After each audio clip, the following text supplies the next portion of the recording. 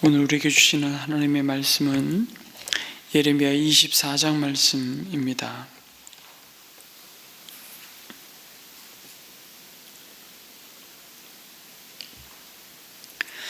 예레미야 24장 1절에서 10절까지 우리 한 절씩 교독하겠습니다. 예레미야 24장.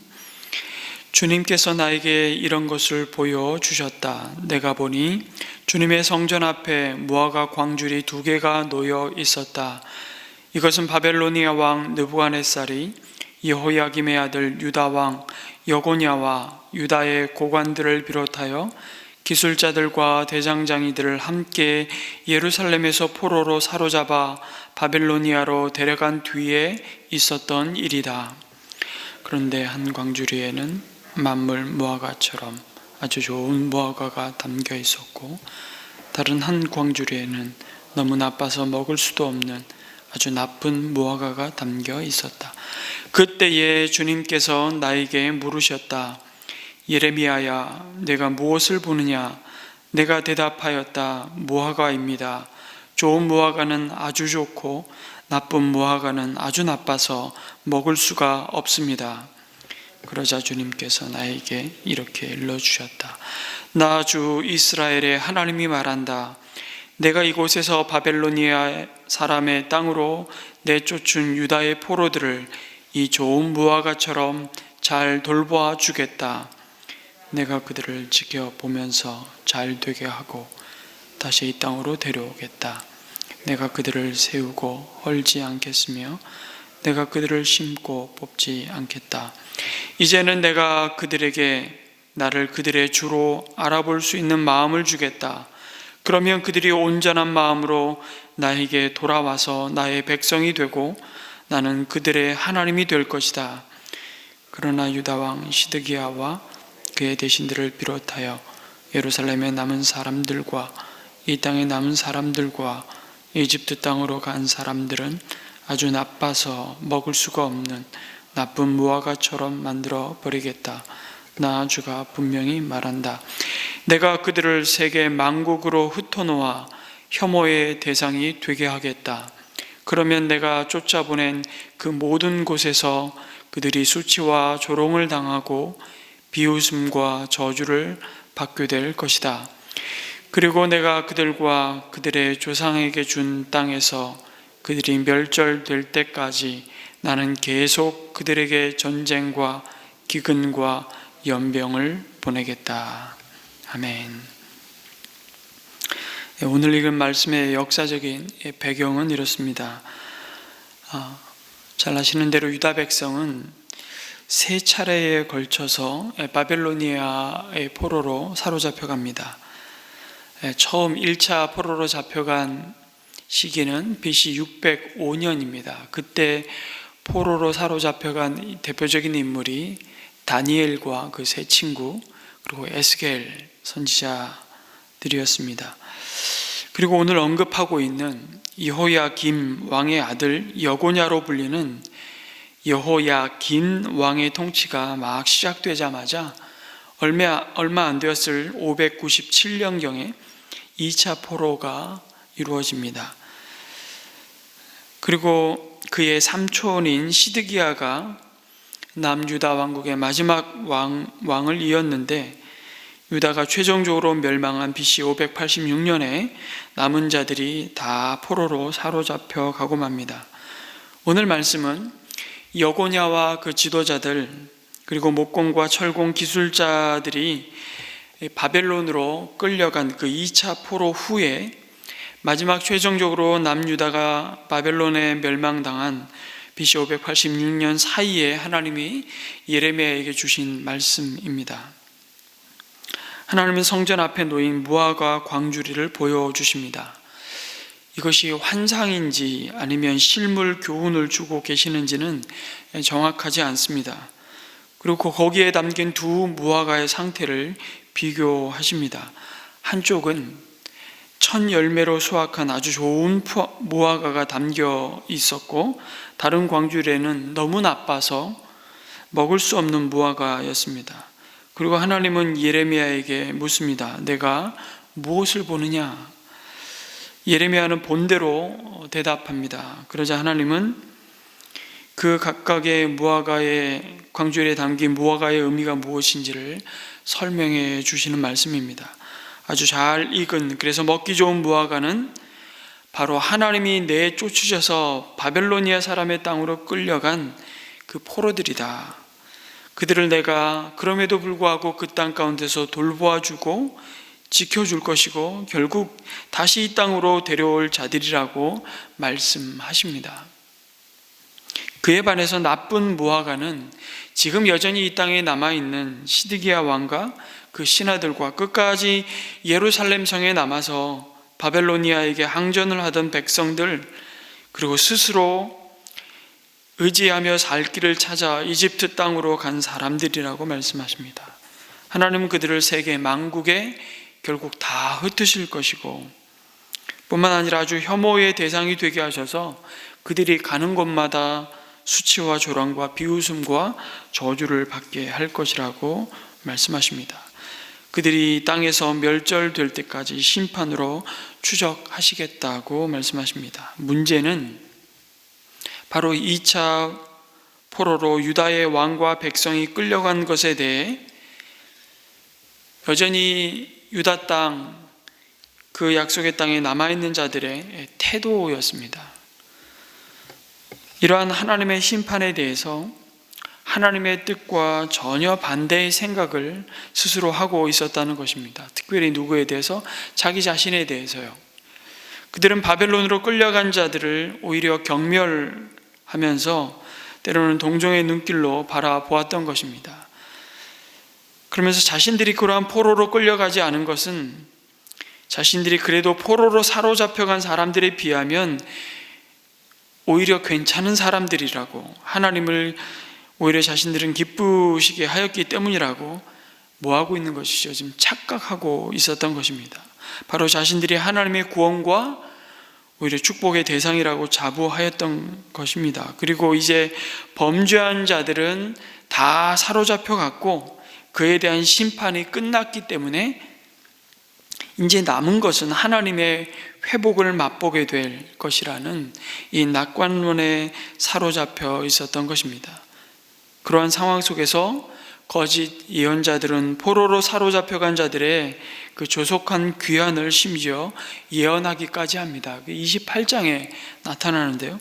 그리고 새로 세워진 시드기야 왕은 오히려 주변의 민족과 함께 바벨론에 대한 반역을 공모하였던 것입니다. 바로 이러한 상황에서 선지자 예레미야는 이들의 생각이 완전히 잘못되었음을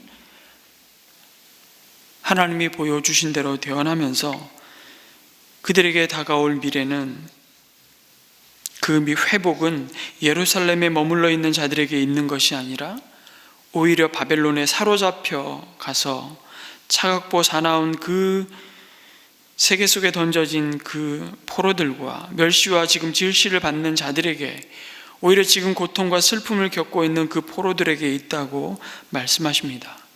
동시에 이처럼 하나님 앞에서 죄악된 모습을 가지고 있으면서도 여전히 교만함과 그 어리석은 착각에 빠져서 회개하지 않는 예루살렘에 남아있는 백성들에게는 장차 더 큰 환난과 더 참혹한 재앙이 다가오고 있음을 예언하고 있습니다. 아마도 처음 이 예언을 들었던 예루살렘의 백성들은 여기 지금 이 좋은 무화과가 바로 자신들을 가리키고 있는 것이라고 생각했을 것입니다. 언뜻 보면 그렇게 보입니다. 사실 예루살렘에 머물러 있는 것 자체가 악한 것이라 단정할 수는 없지 않습니까? 그들이 머물고 싶어서 머물렀던 것이 아니고 또 포로로 사로잡혀 가고 싶어서 갈 수 있는 것도 아니고, 그러나 그들은 바벨론으로 사로잡혀 가는 것으로부터 간신히 피하여 있으면서 자신들이 사로잡혀 가지 않은 것을 마치 자신들의 의로움에 대한 하나님의 보응이라고 생각했던 것입니다. 착각한 것이죠. 뿐만 아니라 그들은 자신들의 의로움으로 인하여 하나님의 심판의 도구인 그 바벨론의 공격으로부터 자유로울 것이라고 생각했습니다. 더 그 마음이 하나님의 마음과 전혀 다른 방향으로 가고 있는 모습은 무엇입니까? 예루살렘을 의지하고 있는 거죠. 초롱성과 같아서 영원히 멸망치 않을 것처럼 그 안에만 있어야만 안전을 도모할 수 있다는 생각을 철석같이 믿고 있었습니다. 그러면서 하나님의 심판의 도구인 그 바벨론에 저항하기 위해 힘을 키워야 된다. 그래서 이집트를 향하기 시작했고 하나님의 이 주권적인 심판을 거부하는 태도를 가졌던 것입니다. 문제는 그들이 여전히 버리고 있지 않은 우상을 정리하지 못한 그 죄를 회개하기보다 이 상황을 모면하기만 했다면 그것으로 만족하고 있는 그들의 어리석음과 영적인 착각을 보여주고 있습니다. 이처럼 그들은 자신들의 죄악을 깨닫지 못하고 선지자 예레미야가 전한 하나님의 말씀을 끝까지 거부합니다. 결국 586년에 예루살렘의 멸망과 함께 뿔이 뽑히고 지면에서 사라지고 맙니다.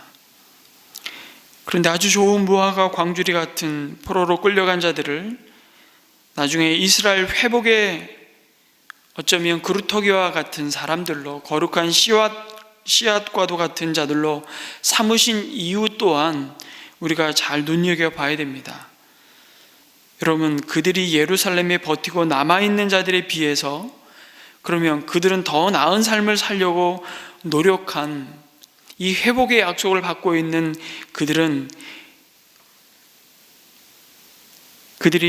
예루살렘에 고집대로 남아있는 사람들에 비해서 더 나은 사람들이기 때문에 이 보응을, 이 약속을 받고 있는 것인가요? 그들이 노력한 결과입니까? 오늘 말씀은 아니라고 분명히 선언합니다. 여러분, 5절부터 계속해서 반복되는 말씀이 있습니다. 내가 이곳에서, 6절, 내가 그들을 지켜보면서 잘 살게 하겠다. 내가 그들을 세우고 헐지 않겠다. 내가 그들을 심고 뽑지 않겠다. 7절에 내가 그들에게, 계속해서 뭐라고 말씀하시죠? 내가. 갑자기 그들이 좋게 된 것은 유배를 간 포로들의 태도에 있었던 것이 아니라 그들에 대한 하나님의 계획이 선하고 복된 것임을 보게 되는 것이죠. 사람은 근본적으로 사람의 마음을 변화시킬 수 없습니다. 그럼에도 포로로 끌려간 유배자들을 통해 하나님은 언약 백성을 다시 내 백성으로 온전케 하셔서 좋은 무화과로 삼으실 가능성이 있는 것은 그들이 포로지에서 마침내 비로소 진정한 회개의 자리에 설 것을 아셨기 때문입니다. 바로 그곳에서 유다에게 임할 그 최종적인 심판을 피할 수 있는 피난처로 삼으셨기 때문입니다. 마치 가나안에 혹독하게 불어닥칠 그 가뭄과 그 재앙을 피해서 야곱의 70명의 자손들을 애굽으로 피신시키기 위해서 요셉을 먼저 보냈던 것처럼 하나님은 이 땅에 한 가지 의로운 가지로 오실 예수 그리스도를 보내시기 위해 하나님께서 이미 선택하신 그 백성을 긍휼히 여기시고 자비로 그들을 지금 불러내신 것이죠. 아니 무슨 병 주고 약 주고도 아니라, 병 주고서 지금 약 주는 게 아니고요. 사실은 다 모두 진노 아래 심판받을 자들인데 하나님의 은혜가 일방적으로 부어진 것입니다. 그런데 예루살렘의 남은 자들은 더 심각하게 자신들을 향한 그 은혜를 알지 못하고 영적인 착각 속에 빠져 있었던 것이죠. 여러분, 우리도 이러한 영적 착시 현상에 빠져 있을 때가 있습니다. 우리가 야고보서를 통해서 바로 이런 영적인 착각에 빠져 있는 우리의 모습을 주목하게 하시죠. 야고보서가 늘 강조하는 내용이 그것입니다. 하나님의 말씀을 듣기만 하고 행하지 않음으로 스스로 속이는 사람이 되지 마십시오. 이것의 문제가 뭔가 하면 자꾸만 듣고 있으면 내가 그렇게 지금 살고 있다고 하는 착각입니다. 그러나 그 순종 속에 마땅히 누리도록 주신 우리의 유익을 위해서 하나님께서 요구하신 그 순종을 통해 마땅히 누려야 할 은혜를 하나도 누리지 못하는 것이죠. 그러면서도 우리는 대단히 신앙이 좋은 사람이라고 착각하는 때가 참 많다는 것입니다. 그러면서 우리는 말씀을 듣고 행함으로 주시는 참된 자유를 누리지 못하는 것이죠. 우리는 하나님 계명대로 살면 하나님 뜻대로 사는 것을 마치 구속받는 것처럼 자꾸 느낍니다. 그래서 우리는 자유를 자기 마음대로 하고 싶은 대로 마음 내키는 대로 하고 사는 것을 자유라고 생각합니다. 그래서 예수 안 믿는 사람들이 그리스도인들을 향해서 종종 그런 얘기 하잖아요. 무슨 재미로 사냐고. 근데 그들이 누리는 재미가 별게 없어요. 그냥 육체의 소욕을 따라 행하고 내 먹고 싶을 때 먹고 가고 싶을 때 가고 찌를 때 찌르고. 근데 여러분, 그게 자유라고 생각하지만 자유를 잘못 이해하고 있는 착각이죠. 자기 마음대로 살면 살수록 점점 사실은 삶이 부자유해지는 것입니다. 아주 극단적인 예가 중독이죠. 절제하지 않고 내 고집대로 절제를 잃어버리면 그 다음에 빠져나오지 못하는 겁니다. 그래서 내 마음대로 휘두르는 것이 자유가 아닙니다. 그것은 자기 고집이고 집착일 뿐인 것이죠. 그래서 자유라는 것은 원하는 것을 할 수 있고 원하지 않는 것을 안 할 수 있는 능력, 그것이 자유입니다. 우리가 말씀대로 살 때 주시는 은혜가 바로 그 자유입니다. 그래서 성령의 열매가 절제인 것이죠. 여러분, 우리가 용서하고 싶어도 잘 안 되지 않습니까? 그런데 내가 어떤 사람을 용서하지 않는 동안은 나는 그 사람의 노예가 된다는 것입니다. 자유를 잃어버리는 것이죠. 그 사람이 나를 지배하고 있는 것입니다. 예를 들면 이런 거죠. 내가 어디를 간다고 누구하고 어디서 만나자고 약속을 했는데 그 사람이 온다고 그러면 갑자기 일이 있어서 내가 못 나가게 되었다고, 내가 잊어버렸다고, 그리고 못 가는 겁니다. 자다가도 괜히 벌떡 일어나고 말이죠. 혈압 올라가고 위궤양 걸리고. 그런데 그 사람은 내가 그런지도 모릅니다. 그냥 쿨쿨 잘 자요. 그래서 우리가 용서하면서 자유해지는 겁니다. 성령 하나님께서 우리를 도와주시기 전에는 이게 잘 안 됩니다. 그래서 성령님이 우리를 지배하는 우리의 삶의 그 영역이 넓어지면 넓어질수록 그 다음에 우리에게 오는 것이 은혜가 바로 자유함입니다. 근심에서의 자유함, 염려로부터의 자유, 죄책감에서의 자유, 우리의 모든 관계 안에서 누리게 하시는 자유. 그래서 하나님의 말씀을 듣기만 하고 행하지 않으므로 스스로 속이고 속고 있는 이 영적인 착각에서 벗어나서 하나님의 말씀대로 살 때 하나님이 약속한 진정한 자유와 이 기쁨을 누리고 회복하게 되는 것입니다. 오늘 우리 하루의 삶에 우리에게 주신 허락한 이 삶 속에 오늘도 우리가 돌이키기를 원하시는 하나님의 말씀에 오늘 하루의 순종을 통해서 오늘 하루에 일용할 은혜를 누리는 저와 여러분 되었으면 좋겠습니다. 그 자유함을 누릴 뿐만 아니라 또 다른 사람을 또 자유케 하는 그러한 복된 삶으로 나아가기를 주님의 이름으로 축복합니다. 우리 오늘 말씀을 기억하면서 우리 오늘은 가정을 위해서 기도했으면 좋겠습니다. 우리 앞에 놓인 생명의 길과 사망의 길이 늘 우리 앞에 놓여 있습니다. 우리는 이미 그리스도 예수 안에서 좁은 길이지만 생명의 길로 갈 자들로 우리를 부르셔서 하나님이 오늘 우리에게 주시는 말씀에 한 절이라도 순종하며 그 순종을 통해서 우리에게 약속된 그 정말 자유함을, 그 부유함을, 우리의 유익을 위해 주시는 말씀의 순종이 구속이 아니라 진정한 우리의 삶의 자유를 경험하는 우리의 모든 가족들이 되게 해달라고 기도했으면 좋겠고요. 우리 수능 시험을 앞두고 있는 우리 자녀들을 하나님께서 강하고 담대하게 붙들어 주시고 코로나가 급속히 더 확진되고 있는 상황 속에서 끝까지 건강하게 잘 마무리할 수 있도록 예수 기도해 주시고, 그 배움의 길을 또 인도하시는 그 주님을 바라보고 의지하면서 오히려 우리 자녀들이 이 시험을 통해서 믿음의 큰 담력을 얻고 배움의 길을 인도하시는 분이 주님이셨음을 그들이 믿음으로 고백하고 승리하는 이런 시험의 기간들이 될 수 있도록 위해서 기도해 주시고, 우리 임직 감사 예배가 12월 13일에 있습니다.